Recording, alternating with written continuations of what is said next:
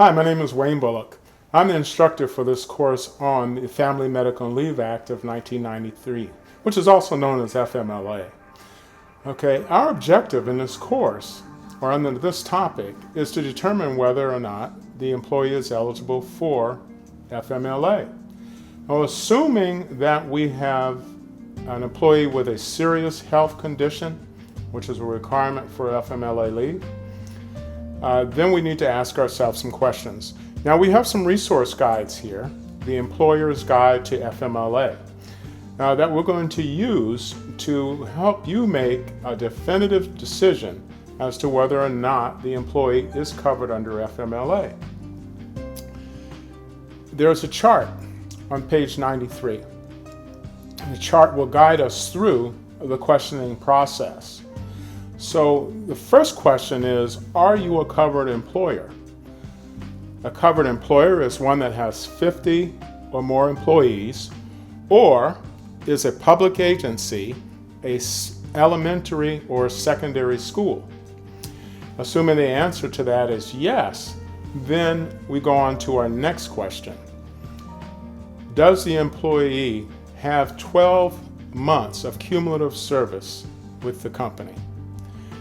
If the answer is yes, and then we go to our next question. If the answer is no, then we stop because the employee is not eligible for FMLA leave. Now, assuming the answer is yes, we go down to our next question. Does the employee have at least 1,250 hours of time worked within the last 12 months? If the answer is no, according to our chart, then the employee is not eligible for FMLA leave. If the answer is yes, then the employee is eligible for FMLA leave. Now, I'm going to give you a couple of scenarios so that you can see how this works in action. Let's say you have an employee named Joan who comes into your office, and she tells you that she's been in a car accident. She's obviously broken her arm and broken her leg. So what are some of the questions that you want to ask her? And well, you're going to ask her, what is your job title? Well, she tells you she's a forklift driver. Obviously, she cannot perform the essential functions of her job, sitting on the forklift with a cast on her leg. So the next question is, you're going to ask Joan, how long have you been working for the company? Well, Joan says, I've been here for 3 years. Have you had any break in service? Joan says, no, I've worked 36 months straight. Okay. And so Joan meets the first question on our chart. Does she have 12 months of cumulative service? Next, you're going to ask Joan, have you worked 1,250 hours in the last 12 months? At least 1,250 hours. And Joan says, well, I think so. I've worked 40 hours a week for the last 50 weeks. I only took off 2 weeks for vacation. And so you break out your calculator and you see that Joan has worked 2,000 hours in the last 12 months. So obviously, she's going to meet the requirements for taking FMLA.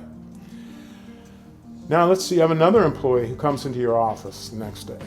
His name is Max. And Max comes in and says, my wife just had a baby. I want to take off time to bond with this child. Now, as we've seen in previous discussions, bonding with a child is considered a serious health condition under the Family Medical Leave Act.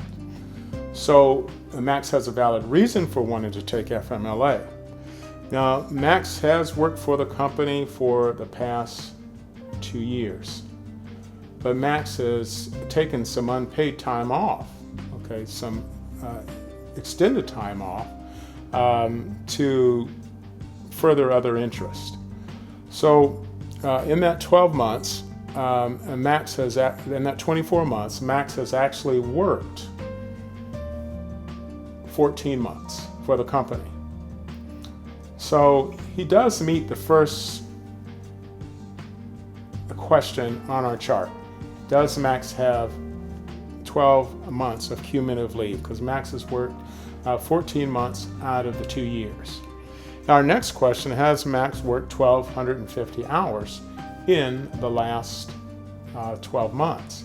Well, Max has worked 20 hours a week, okay, for those 12 months. And that doesn't quite add up to 1,250 hours. So Max is not going to meet the qualifications for FMLA. And then you're going to have to engage in a discussion that are there some alternative ways that he can take this leave and maybe retain his job. Susan comes into the office. She wants to take time off to take care of her mother, who has fallen down the stairs. Mother has a serious health condition. She cannot take care of herself or any of the daily activities around the house. So Susan has a valid reason for wanting to take FMLA. Now we need to check and see if Susan has been with the company for at least 12 cumulative months. Susan has worked for the company for 10 years, so she easily meets that test. Now we need to see whether or not Susan has 1,250 hours in the last 12 months. Susan has worked 40 hours a week. She hasn't even taken any vacation time. She's way over the 1,250 hours. So Susan meets the qualifications for FMLA. Thank you.